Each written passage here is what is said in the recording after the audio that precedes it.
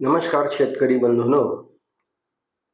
आता या परिस्थितीमध्ये आपल्याला आत्ता या परिस्थितीत कोणती महत्वाची कामं करायची आहेत याचा आपण थोडक्यात आढावा घेणार आहोत. तर पहिली महत्वाची गोष्ट म्हणजे काड्या आता खालनं पांढऱ्या पडायला लागल्या आहेत, काही ठिकाणी तपकिरी झालेल्या आहेत, म्हणजे काडी पक्वतेची अवस्था आता सुरू झालेली आहे, काही ठिकाणी पूर्ण ही झालेली असेल. तर या अवस्थेमध्ये वारं सुटतं, वाऱ्यामुळं काड्या हलायला लागतात आणि मग काही वेळेला काड्यांना जखमा होतात, काही काड्या खाली लोंबकळत असतात आणि मग अशा काडीमध्ये घड चांगले तयार होत नाहीत. तर हे सगळं व्यवस्थित होण्यासाठी प्रथम कुठली गोष्ट करायची असेल तर काड्या बांधून घ्या तारेवर. ह्या सगळ्या काड्या बांधणं आवश्यक आहे, म्हणजे काड्या हलणार नाही. काड्या हल्ल्या की कुठं तारेवर जर एखादी काडी असेल तर त्या काडीला जखम होते.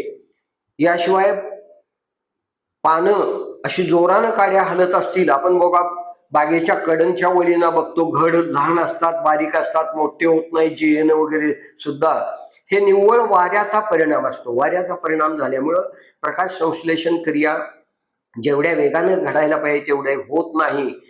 तर यासाठी काड्या बांधून घ्या प्रथम, म्हणजे काड्या हलणार नाहीत.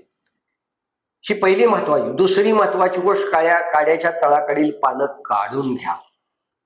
कारण काही काड्याच्या तळाकडची 2-2, 3-3 पानं काढली की त्या वलांड्याभोवती मोकळं वातावरण तयार होईल आणि मग जे तुम्ही औषध मारता ते पूर्णपणे असं वर जाईल आणि वरून पानावर बसेल.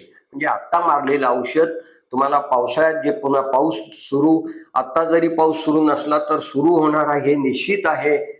तर त्या परिस्थितीमध्ये हे जे औषध तुम्ही M45 असेल, थायोन्यूट्री असेल किंवा बोर्डो तुम्ही घेणार असाल तर बोर्डो घेताना मात्र सावधानता बाळगा. बोर्डो जर अचूक झाला तरच त्याचा परिणाम चांगला मिळतो. जर व्यवस्थित नाही झाला तर स्कॉर्चिंग येतं पानावर. अनेक पानावर स्कॉर्चिंग आलं की त्याच्यातून रोग आत शिरण्याची शक्यता असते. जखमा, कुठेही जखमा झाल्या की रोग किडीला वाट मिळते आणि मग ही संधी निर्माण होऊ देऊ नका. जर तुम्हाला बोर्डो अचूकपणे करता येत असेल, अचूकपणे स्प्रे करता येत असेल तर तुम्ही अवश्य बोर्डोचा उपयोग करायला हरकत नाही. जर तुम्हाला बोर्डो मिश्रण जमत नसेल तर तुम्ही कॉपर ऑक्सिक्लोराइड हे स्वस्त असतं किंवा कॉपर हायड्रॉक्साईड ते खूपच चांगलं आहे. त्यामध्ये कॉपर खूप चांगल्या स्वरूपात आहे. त्याचा पानावर जर तुम्ही व्यवस्थितपणे स्प्रे घेतलं तर निश्चितपणे फायदा होतो. स्वस्त जर तुम्हाला बघायचं असेल तर कुमान एल आणि थायोन्यूट्री, कुमान एल आणि थायोन्यूट्री हे एकत्र मिसळून जर पानावर तुम्ही असे कव्हरेज चांगलं होईल अशा पद्धतीनं जर स्प्रे घेतले तर पुढे येणाऱ्या रोगापासून पानांचा बचाव होऊ शकतो. तर याशिवाय पानावर फवारून फ्रुटफुल असेल, मॅक्झी बायोके असेल, मॅक्झी रिच असेल, हे पानावर फवारून तुम्ही आत्ताच घ्या.